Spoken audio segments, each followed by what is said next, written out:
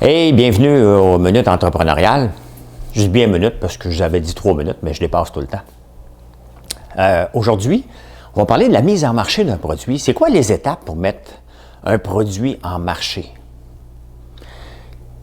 Première étape, elle est très, très simple, cette étape-là.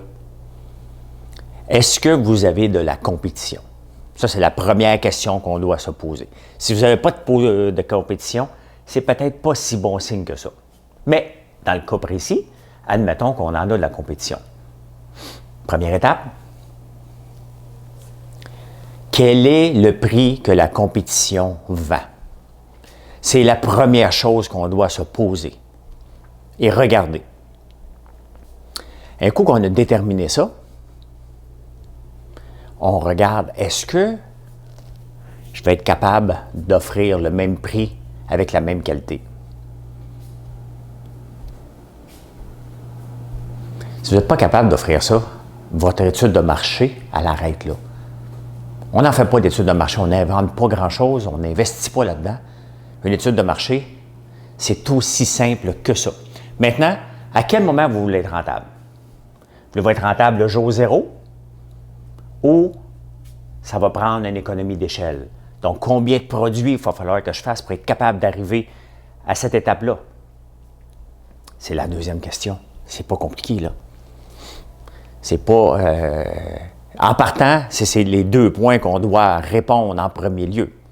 Quand on a fait du popcorn à l'érable, première chose, OK, on fait du popcorn à l'érable. Vous le connaissez. Est-ce qu'il y a de la compétition? Oui, la compétition, c'est le sac de chips Lay's. Pas nécessairement le popcorn, c'est la friandise. Donc, première chose qu'on a fait, on va avoir du popcorn à l'érable. Est-ce qu'il y a de la compétition qui font du popcorn à l'érable? Très peu. Est-ce que c'est bien, c'est mal? C'est pas grave. Mais c'était la première étape. Maintenant, quel prix qu'on peut le vendre? Considérant la qualité. Donc, on a regardé ça. Et on a dit, OK, parfait, c'est le prix qu'on va pouvoir vendre. Maintenant, ça aurait été le fun. On voulait l'avoir en sac en partant. Oh boy, que ça va coûter cher. Il ne faut pas oublier que je suis une start-up. L'argent que j'ai, hypothétiquement, n'impacte peu. Je suis une start-up et je dois contrôler mes coûts. Le but, c'est de partir le plus petit possible et tâter le terrain. Je ne sais pas, moi, si le marché va répondre encore. Je ne sais pas. Donc, qu'est-ce qu'on fait? Une machine pour emballer coûte des dizaines de milliers de dollars, sinon des centaines de milliers de dollars. Donc, est-ce qu'on va là pour tester? Absolument pas. On ne le sait pas. Quand même que je fais un bon produit, peut-être les gens ne voudront pas l'acheter parce que c'est moi. Peut-être. Il y a une chaîne à suivre. Donc, un coup qu'on a déterminé ça, on a dit, OK, parfait, on va le mettre dans des pots. Bon, ça prend des étiquettes. C'était plus vite qu'avoir une machine et c'était moins coûteux. Donc, on a commencé par ça. Et, veut pas, le fait de le livrer en pot a été un élément différenciateur. Maintenant, parfait, on a un produit, on a un bon produit. Les gens à qui on lui a fait goûter l'aiment. Il faut passer à l'autre étape. Est-ce que les gens vont l'acheter? Oui, les gens l'ont acheté. Donc là, on peut investir. Est-ce qu'on est rentable du premier jour? Absolument pas. Ça se peut pas. Il faut que j'aille compétitionner contre des grandes multinationales. Donc, le prix que je peux vendre est le prix que la compétition vendrait, quelque chose de semblable. Donc, après ça, ça prend du volume. Ça prend beaucoup, beaucoup, beaucoup de volume. Et souvent, les entreprises, ce qu'ils font, ils veulent que leur premier pot de popcorn soit rentable. Ça ne marche pas comme ça.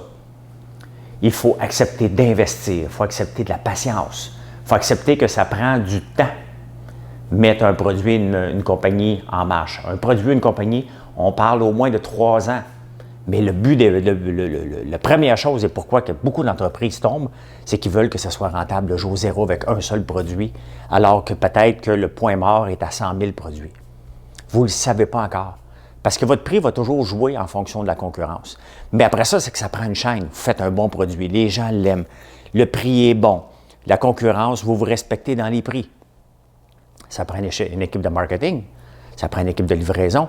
Donc, chaque petit point d'assurance qualité, chaque petit point où un item ne sera pas respecté, bien, la chaîne va briser.